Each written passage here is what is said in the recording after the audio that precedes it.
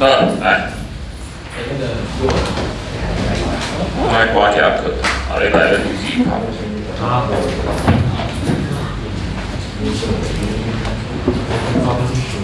咱两个上一段用平板来做复习的话，咱用标用爱，差不多用挂这个，啊无，然后后个咱个来用啦，好，第九大号情形，用平板。这个东西啊，其实我1年级的本土语课是大概2、3就有用。我讲伊大概上不同研究，我各位看 CD， 然后教学就这样子啊，你只要有用就去尝试。那用这种东西哈，我家己加了工的，我要写程式，我家己暗时啊，我备课时间我来用。好，咱有人遐教学用遐呢，依照讲数十年如一日。我们第一科念到那个生物的演化，生物为什么会改变？生物为什么会演化？都简单，无解的死。环境改变了，你不演化，你这种就灭绝。不一定所有生物都会演化哦。我其中一个活化石的鹦鹉螺，它在几亿年前就长成这个样子，它现在还是这个样子，为什么？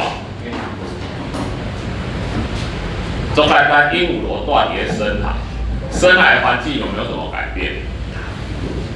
没有什么改变，所以它外形不用变。好，我有人写，那一次老师教册，我20、30年了。说真的啦，我如果不改变我的教学模式，我不用平板的话，我就一样念课文。我会不会没有工作？我会不会领不到薪水？不会吧？我盖没戏啦，他们人生有时候是这样。如果我是抱持着这一种念头的话，我可能可以退休，我就退休。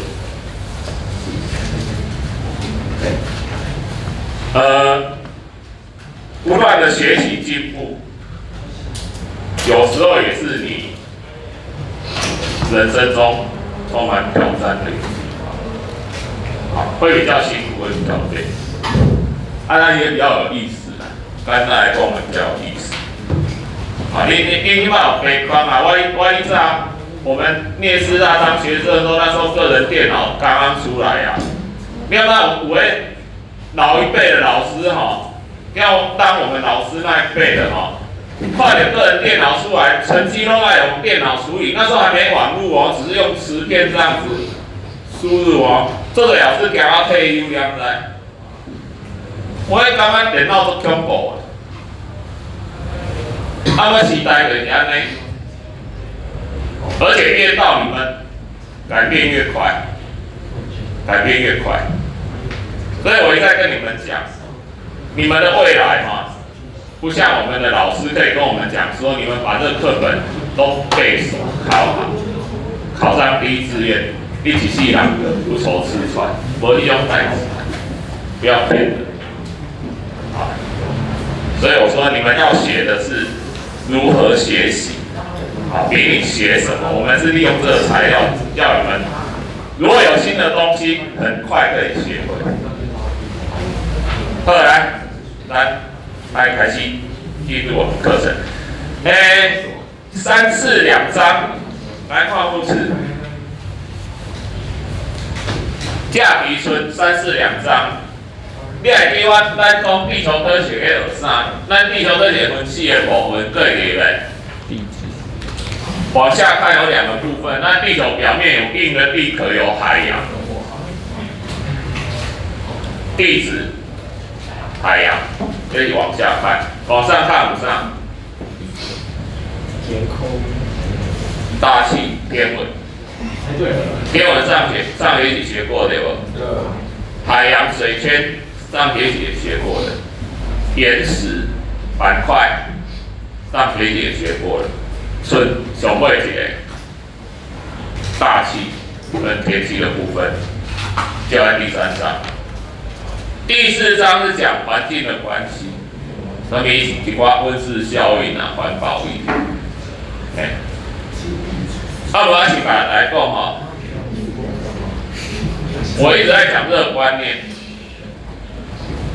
环保很重要，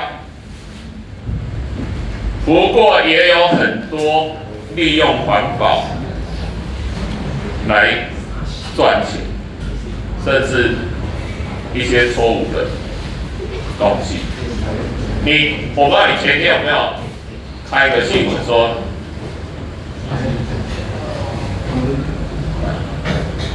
美国新任总统川普发一道跟环保有关的命令，就是废止禁用塑胶吸管的禁塑令。其实我们在我们这个时候我们那时候我们有一个政策叫做禁止内用携带塑胶吸管、副塑胶吸管，是不是这样？对。当初在推这个政策的时候，我就骂得要死。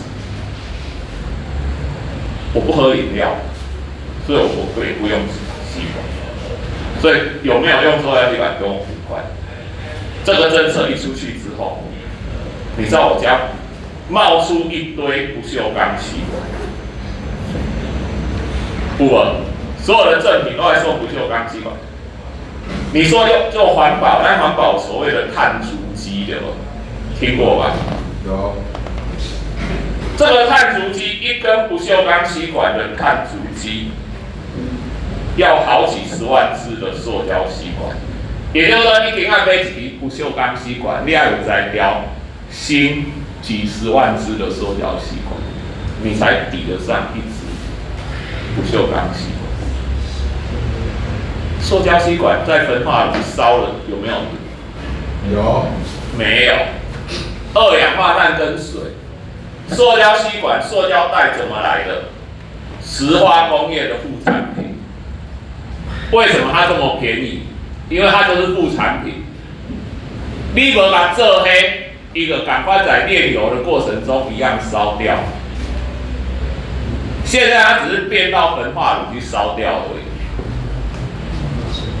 更好笑的是，禁用塑胶吸管的人经常用一个照片，海龟鼻子上插的塑胶吸管，来当作禁用塑胶吸管的理由。这让我逻辑，海龟鼻子为什么会插塑胶吸管？垃圾乱丢嘛。我今天把塑胶吸管丢进垃圾桶进焚化炉，它怎么会跑到海龟的鼻子去？你今天不锈钢吸管丢进海里，下次海龟鼻子插就不锈钢吸管。可是这个因果关系，你是啥接来贴上这种政策？然后我告诉你，禁用之后有没有好？你说好，真的减用塑胶好了啦，会不会真的减用？不会。小娜没亮在，因为它太便宜了。你如果是常常喝饮料的人，你看的店里面没有塑胶吸管，我敢保证，你下次到小北百货去买一个4大包、5大包，包包放一袋，车上放一袋，家里放一袋，是不是会这样？对。因为它太便宜了嘛。因为饮料店发生什么事？这叫人性，这叫人性。饮料店也有对应的方式啊，你政策禁用，我就在外面摆着，让你随便拿。我内用没有付哦，那是外带的。结果内用的说，还是外带或你们有吸管吗？指一指那边，走的时候自己拿一根，我没有付哦，会不会这样？顾客第一啊，顾客第一啊，因为那东西便宜的要命。我一直讲一个观念哦，道德的事不能用政策、用立法强制处理，否则会造成灾难，还有反效果。原因就在这边，你自己发自内心的去，我不用塑胶吸管很好，只有这样子才有真正的效果。不是说不用塑胶吸管不好，不是说带环保餐具不好，而是你用政策、用法律去强制人家去用，就是不好，会造成灾难。所以法律碰到人性这种问题哦，不是我们很难想象的啦。依照一些法律那个有一个刑法讲，那个掳人勒赎很可恶，对不对？掳人勒赎一定判死刑，好不好？唯一死刑，只要抓到唯一死刑，你讲好不好？叫你可恶的人判唯一死刑啊！你要拿那看落，你法律安尼定落，造成什么后果？你知道吗？不会减少掳人勒赎，因为我去做坏事，我就知道我要冒着这一种嘛危险嘛。我是评估之后，我觉得去做，这造成的结果就是肉票的生还率大幅降低。为什么？杀人也是死，掳人勒赎也是死，肉票活着，我被抓到的几率是不是提高了？所以我拿到钱会不会放肉票回去？我到时候会被判死刑。结果你知道这个，你觉得很可恶，定了这个刑罚，结果是害死肉票，被绑票。所以，立法这东西环环相扣，无你想象的，那简单讲很可恶哈。为了6法全书唯一死刑而来。那来，所以咱来看大气哈，咱是画大气层，从地面看起，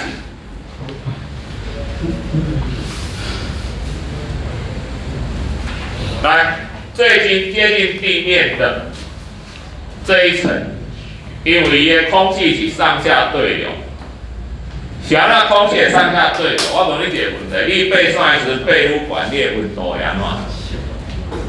愈热愈冷？愈热。啊。爬山爬去悬山，愈爬愈冷着。为什么？你不是接近太阳吗？咱的热比太阳来的，你接近太阳，你还想要变冷，不是应该越靠近太阳越热吗？你的台灯啊灯泡，你不是越靠近它越热吗？以此类推，你不是越靠近太阳，你爬越高不是越靠近太阳？想法愈来愈冷。原因你看，太阳的热我们要吸收，什么物件吸收？做侪物件会吸收啊，土地嘛会吸收，空气嘛会吸收，但是土地啊空气相吸收啊侪地面嘛，地面吸收多嘛，所以地面比较热。所以地面比较热，热空气会往哪边走？理化热血恶鬼啊！热空气往哪边走？往上，热空气往上，对，往上。热往上嘛？对。热往下嘛？对。对不？所以这里上下对流嘛？对啊。对。所以冷气为什么要装在高的地方？因为它往下，冷空气下降。冷空气下降嘛？你冷气装在低的地方会造成什么结果？底下面它就从底下开始冷起嘛，所以你冷气一开，你进房间来，你整个人就凉了半截嘛。对。刚刚下半身给刮凉嘛，因为冷的还没浮上来嘛，就像你烧热水一定是底部烧，因为这样才会对流，你还会宾馆。烧，啊，你管滚啊，下骹抓袂烧，啊，下面还没有热，所以这是对流，上下对流，啊，有当问题。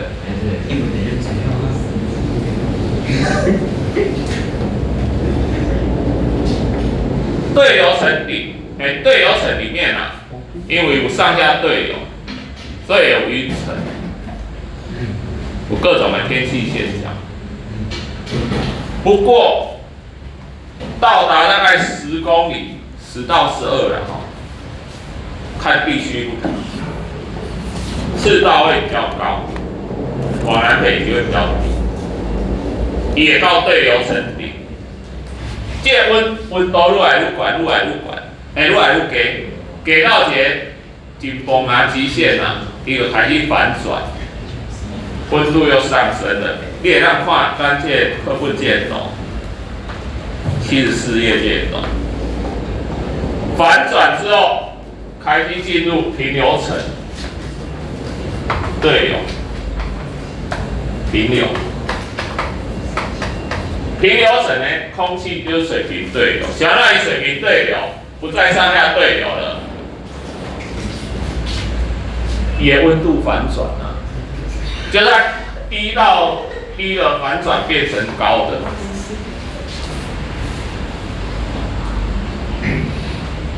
结果变成高的地方，它空气比较热，所以它不会下水。所以咱的国际航线的飞，迄个飞机吼，你若国内线飞到这个平流层，啊，无你若你坐国际线的，你是毋是起飞甲降落的时阵拢叫你爱坐好海安全带？对。嘿，因为你看中国来班机，硬要落来，无要听。哦，啊，甲人相囝，结果海界原机又飞回去，不能降落。啊是安怎？因为起飞甲降落拢伫对流层内底，它有各种天气现象，老流乱流，所以不稳定。啊龙呢，龙想要让出来拍拍照，因为比较飞啊，想要要伫平流层飞。没有老流乱流，第一个节省燃料，飞机稳定。啊，所以飞出对流层就好啦，唔免搁飞啊悬啊，因为你飞啊悬拢相共。哦，所以你伫平流层内底，你若坐国际航线飞机，你为平流层的时阵，你为窗仔看出去，你还看得哪？你有看过云海无？真正是云海哦。迄个云海，你看你个云海所在就是对流层顶，因为云就是到达这一个对流层顶就不再上升，所以那个对流层顶的平行线，然后云的所在形成云海。好，平流层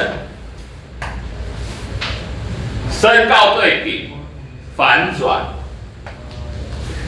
开始进入咱叫中气层。你看咱大气的分布很不均匀哦，咱大气很不均匀，咱头前有写吼，99%的大气别30公里以来，30公里到对，30公里差不多到平流层的一半，啊，平流层的一半给别30公里以内，99%，咱的大气层差不多100哦。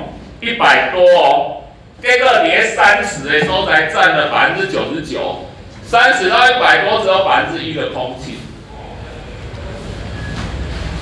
所以极度不平均，啊，极度不平均，所以到中气层的所在哈，空气的含量就稀薄啊，好，然后一到中气层顶的时阵会降到最低温。然后搁一个反转，上尾这叫增温层。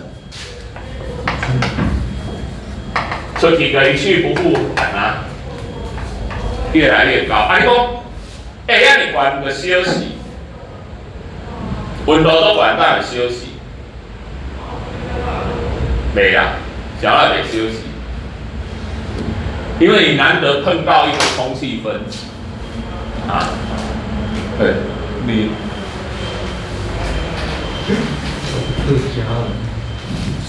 修我了啊你。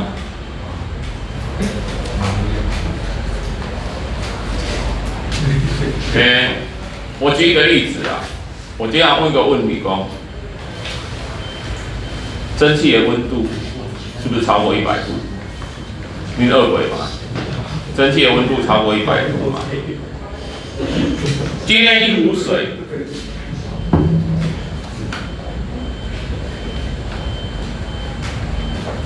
一个80度的水，你的手伸入会安怎？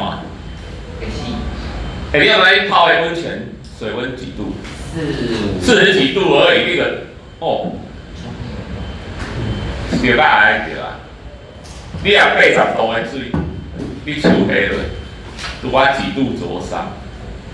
阿姆哥，你去游泳池里面蒸汽室，却在里面很舒服。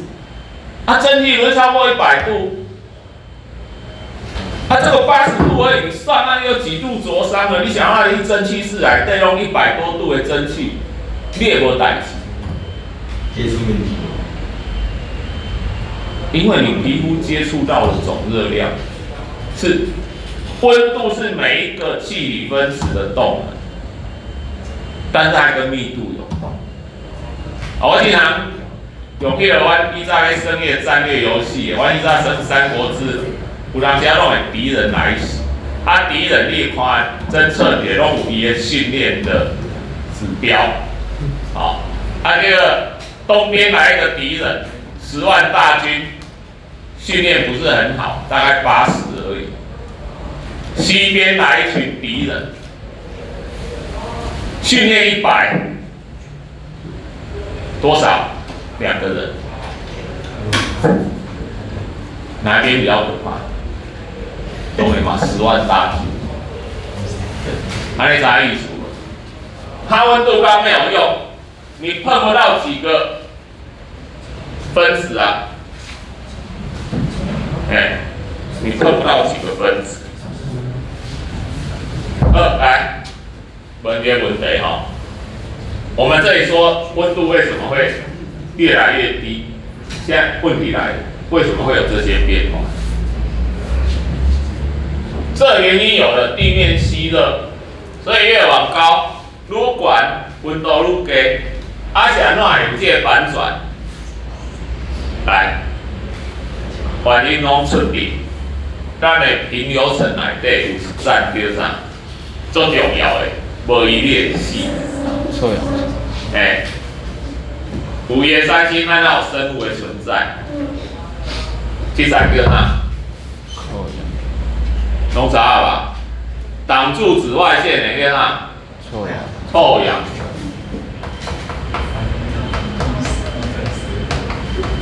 臭氧层会吸收紫外线，紫外线是一种能量，它吸收紫外线之后，它变成什么东西？变成热能。所以这里一个高温的地方，有温度啦，不能说多高啦，但是上升又回来，这一个凸出来的地方，对紫外线吸热造成的，就是紫外线吸热造成的。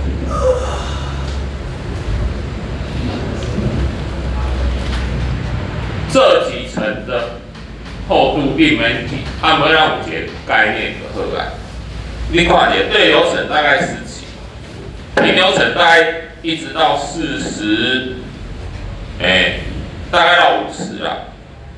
中气层大概到85以上增温层。所以你有一个概念，你免记这个数字，按要有一个概念，这差不多按比例来讲是1比4比4。是不是大约安尼？因为这10几公里嘛，10公里左右嘛，啊，再到50嘛，4倍嘛，啊，再到85嘛，是不是又差不多多了40？啊，又多了40，所以你有一个概念就好啊，啊，用比例的关系，不免记甲迄个数字记起来，记起来，你明仔载就袂起来。啊，所以咱复习一下。连对流层内底，咱有各种的天气的现象，吼，比如讲有云啦、有雾啦、吼云雾啊、落雨啦，吼，这种对流层，按无艺术的，你到偏流层时就无啊，天气就做好啊，所以飞机用飞伫遐，国际航线，按无想到国内航线无爱飞呀，你北高航线呢，为什么不飞到平流层？因为距离太短了，你都要北高都爱降落啊，因为要搞啊，啊，所以那不用。啊，中气层内底上重要的就是大气温度上低所在伫中气层顶。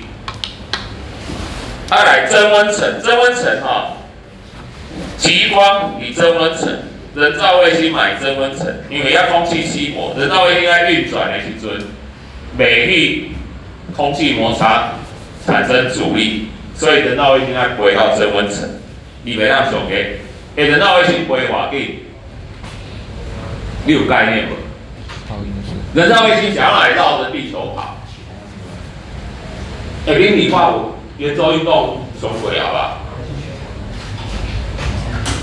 都会了吧？那为什么人造卫星会绕着地球跑？然后我用一个小学生都可以懂的例子，地球这样子，你水平丢一个东西出来，这物件安怎飞会浪会了无？成一个抛物线了无？你若弹愈紧，伊是飞愈远，嘛是会浪过来。好，你弹它足紧，非常快，让它抛物线的轨迹正好符合地球的曲度。这样，当它要掉下来的时候，是不是掉不下来了？它就会绕着地球转。就我们爱弹偌紧，它的抛物线才会等于地球的曲度。你别让弹伤紧哦，它就是一个速度哦。你弹伤紧，把它飞出去啊，脱离地球咯。弹伤完你会落过来哦。爱拄啊这个速度过来，伊落落来的几率拄啊地球的几率，它就永远掉不下来。它永远掉不下来就会怎样？一直绕着地球转。这个速度爱偌紧？我来讲，1秒11点多公里。1秒钟要飞11点多公里的速度，这个人造卫星的速度，所以你怎么都会用弹的。你有材料，比咱家弹出这么紧的速度，我来讲，你这个人造卫星运转烧起来，这么快的速度，在地面的空气那个摩擦，保证它整个烧起来。所以人造卫星要发射太空船把你一直载加增温层，然后加速到这个11点多公里的速度，给它弹出去啊，这样它就正好符合我刚刚说的，绕着地球一直转，永远不会掉下来。底下有一增温层，所以有空气阻力，让它的摩擦导致减损它的速度，但是它永远不会掉下来嘛。OK， 一起久而久之它会掉下来。所以咱进为发射第一颗卫星过来，咱一定换成卫星啊，咱根本我们的增温层简直被卫星垃圾给绕着咯。有的人造卫星一定无电啊，无作用啊哦。无一个在增温层那边口塞，因为它掉不下来嘛。有时候我们科学家会算到说，快要掉下来了，快要掉下来怎么办？叫太空梭伊甲拖转来，啊无就准备安怎？准备往地面去接杀它。认为无人的大洋内底有珍珠耍，如果它跌到那个人口密集的城市，那个夹带嘛，迄个爱随家拦截起来，无你平常时伫路顶看，拢注意看，拢皮顶有人造卫星人。你回去看陨石，流星打过来。陨石会变流星嘛，伤大粒伤大粒就落来变陨石嘛，对吧？有一个传说蛮有意思的，那个中国那个毛泽东认识吧？老毛嘛，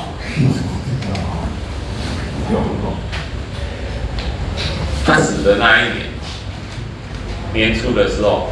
有一颗陨石，在中国的东北吉林上空下来的时候，在天空爆炸，碎成很多石头，四散下，迄大粒的话，那是来车遐大结果遐侪石头安尼跌落来无半个人着伤漂移，有物件有欠歹，无可能无物件。不过，居然没有任何百姓被砸死砸伤。结果，这个事情啊，那个中国的报纸大肆宣扬，说这个很难得。结果这个消息传到毛泽东的秘书，把那个新闻给他看，毛泽东看了，叹了一口气，天有异象。星空陨落，有重要的人物要走。东西中国上重要的人物的上，恭喜！跟你家弟啊，所以他叹一口气，果然当年就病死了。你看三国是不是？迄孔明拢安怎？夜观天文对吧？将星陨落。西方折损一员大将，刘老师，这迷信，你学科学也很迷信。上峰，我告诉你，学科学你学到科学，你才知道，你不会确定任何事，你也不会否定任何事，因为人类对自然比较起来，真的太无知了。你不敢打包票说这个一定不存在，当然我嘛袂跟你讲这个一定是真的，这个一定是真的。你有科学，所以半桶水的，半桶水才会响叮当啊，所以迄学一半的人他还安尼感觉家己做厉害。你真的学到一定的程度，你也感觉讲，人类太渺小、太无知了。所以你都会谦虚一点，会谦虚一点。那迄个自大的人拢是迄个无啥物材料的，没什么材料。再来，好，再来大气的成分，讲对吧？这题好像二轨固定成分、变动成分，大气，你这摆讲两种尔。氮气跟氧气啦，为什么氮气跟氧气是固定成分？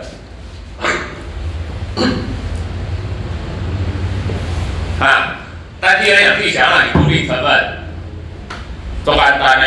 因为因钙椎，一个占78，一个占21，加起来多少？99。对。其实还有1%是什么？不是其他的加起来1%氩气，惰性气体有什么？氩，对不对？对。所以以前把这3种都列为固定，我不晓得为什么这个版本把第3种拿掉。不过有没有拿掉其实没差。你要讲讲占比例最高的就是固定成分，想要因为你要改变你的比例，你需要的气体的量是很多。可是提钠为什么叫变动成分？不是说，我会制造很多这一种，不是啦。你说我们也会用掉氧气啊，不过氧气太多了，你很难改变它的比例。可是氧气的比例不是从以前到现在都没有变过哦。那另外把氧气占21%对吧？